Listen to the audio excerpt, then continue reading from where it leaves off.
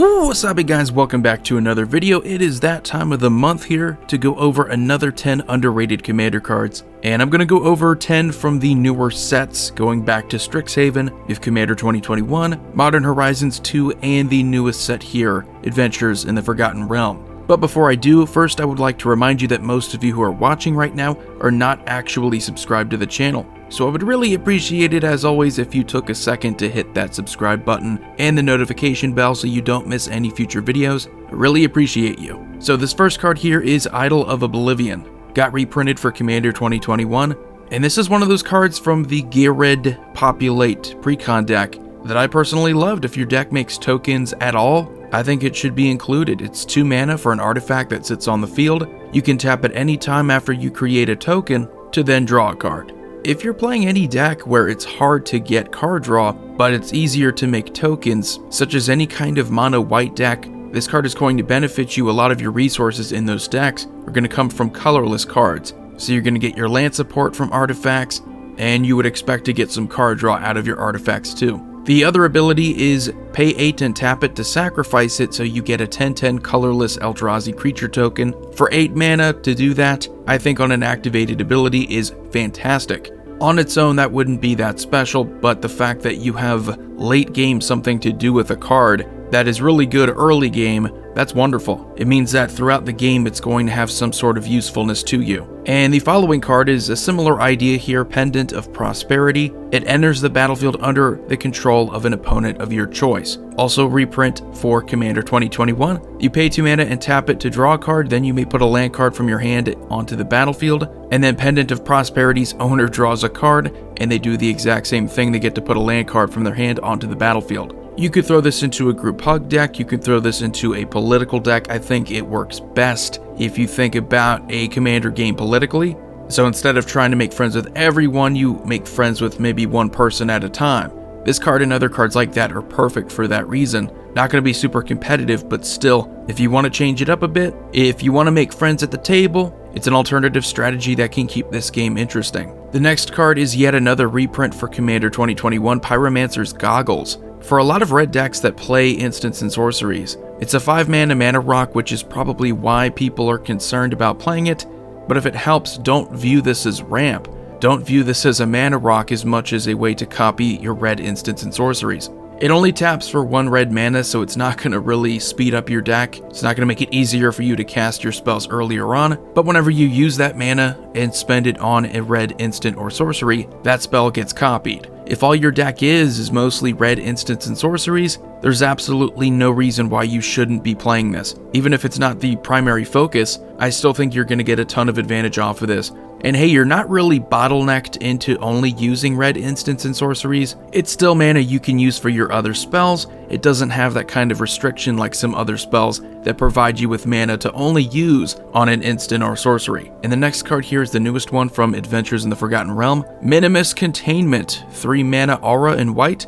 Enchant non-land permanent. Enchanted permanent is a treasure artifact with tap to sacrifice it for 1 mana of any color, and it loses all other abilities. We see a lot of cards like these. This is probably closest related to Darksteel Mutation, also in white, but that's only something you use on a creature. It's a great way to defang a commander if you want to leave a commander out there because it's deadlier when they're able to recast it. Darksteel Mutation is great, but Minimus Containment I think could be even better because it can enchant a non-land permanent, period. So you could throw this onto a planeswalker, it becomes a treasure. I love that. I think that's great. You are giving them, in a sense, something in return, kind of like with Generous Gift, but for 3 mana you're kind of doing the same thing. You're forcing them to pretty much sacrifice it, dealing with the problem on the board. And the next card we have here is Excavation Technique. 4 mana sorcery with Demonstrate. When you cast the spell, you may copy it. If you do, you choose an opponent to also copy it. Players may choose new targets for their copies. You destroy a target non-land permanent, its controller creates 2 treasure tokens. This is going back to Pendant of Prosperity, but we're also talking about removal here in white. The idea here is to play more politically. You know, straight up, if you're playing more competitively, this is not the card for you. You almost never want to give an opponent the opportunity to destroy anything of your own. But there's still the politics of each game, so you never know. You could do this twice to the same opponent, and in my experience, that's most often what happens. So a player ends up with 4 treasures even though they lost 2 non-land permanents. If you're way behind, it's still great though. Removal, no matter how you get it, this is just a very creative way in white to deal with a couple problems. And the next card here is from Modern Horizons 2 Thought Monitor. 7 mana artifact construct, a 2/2 affinity for artifacts with flying. When it enters the battlefield, you draw 2 cards, closest related to something like Muldrifter. Mechanically, it's an ETB trigger, you draw 2. Pretty simple to understand. But most of the time, if you're playing a good artifact deck, this is only going to cost you 1 blue mana, which is ridiculous. And artifacts have a ton of ways of bringing artifacts back from the graveyard. So something like this, I think, for artifact decks is going to be like if you took Muldrifter and made it way easier to abuse, which is why I'm a little confused when I don't really see it as often. Maybe it's just people are trying to figure out what to do with some of the newer cards in the Adventures in the Forgotten Realm. We kind of just flew by Modern Horizons 2, but Thought Monitor is brilliant. It's only a few bucks, but it has the potential totally in Commander to be a 1-drop that gets you a creature, a 2/2 flyer, in addition to those 2 cards. So it's great. If you can abuse the ETB, which artifacts are also able to do, like we already have Panharmonicon, Conjurer's Closet in artifacts, this is insane. And then we have the next card here, also from Modern Horizons 2, Persist. Kind of how the Persist mechanic works, a creature returns with a -1/-1 counter on it, but it's a non-legendary creature card from your graveyard to the battlefield, and that's only 2 mana. So it's a bit of a downgrade, I would say, from something like Reanimate, just because you have the freedom to choose from any creature in any graveyard. Persist is a little bit narrow in what you're able to fool around with, but I still think for as cheap as 2 mana to bring back a non-legendary creature card in a graveyard-focused deck, it's still going to be useful, it's still going to be pretty competitive. For the cost, what you get back is worth it all the time. I mean, we see a ton of black sorceries that bring creatures back that are way more expensive than this, and people still play them. And the next card here is Return of the Wildspeaker, reprinted in Commander 2021, but originally from Throne of Eldraine. These are my favorite cards to play in Commander. Like Rishkar's Expertise, I was right there playing it from the very beginning. When you can draw that many cards and then cheat something into play, it's multi-purposed. In a similar sense, Return of the Wildspeaker is also multi-purposed,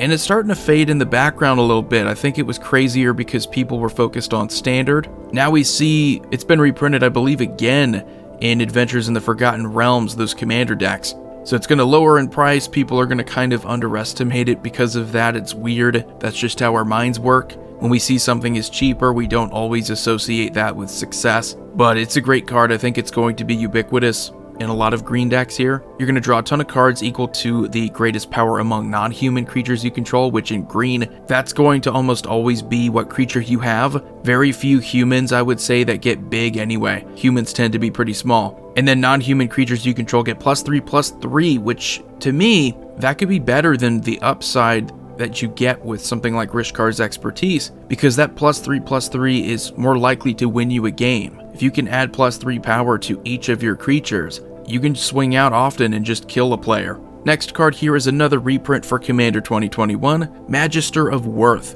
Originally from the first Conspiracy set, I tend to go for removal on creature ETB if I can get it, which is why something like Ravenous Chupacabra is pretty good. Anytime you get a creature in addition to solving a problem, means you're going to have some sort of board presence over your opponents. But this Will of the Council, there's another option. It's not just a board wipe, it's just most of the time, it's just Magister of Worth on the field after you destroyed every other creature. So everyone votes, they vote for Grace or Condemnation. If Grace gets more votes, each player returns each creature card from their graveyard to the battlefield. That doesn't happen. I don't want to say it's never going to happen, it doesn't happen. I've played this card so often and I've never gotten that. So you destroy all creatures other than Magister of Worth, leaving you with a 4/4 flyer. So that's great. And the next card here, the very last card, is Harness Infinity. This is such a weird one too because it's dirt cheap. Maybe it's the mana cost that is discouraging, but for 7 mana instant speed, you can exchange your hand and graveyard. You do have to exile Harness Infinity. I like the idea of doing this in any kind of self-mill deck where you need to act in response to something like a Bojuka Bog that can remove your whole graveyard. That's what I'm thinking about here. It's not for any kind of combo, any kind of late game pressure. It's about reacting. And I think if you're able to react to any kind of graveyard hate, it makes graveyard decks better. But I don't think people are viewing it that way though. They're viewing it in the way that you would view some big play like an Enter the Infinite, when I just don't think you should view it that way. Still great to get a ton of cards back from your graveyard. You could go off, you could have a big turn after you do this. It is instant speed, so do this at your opponent's end step, and you won't have a full hand that you're going to have to discard at the end of turn. You could just try to get rid of most of those cards on your turn. But anyway, let me know what you think about these 10 underrated commander cards. Let me know some of your favorite underrated cards, and I might include them in the next video I do next month. You all take it easy, remember to subscribe. Void here signing off. See you all next time.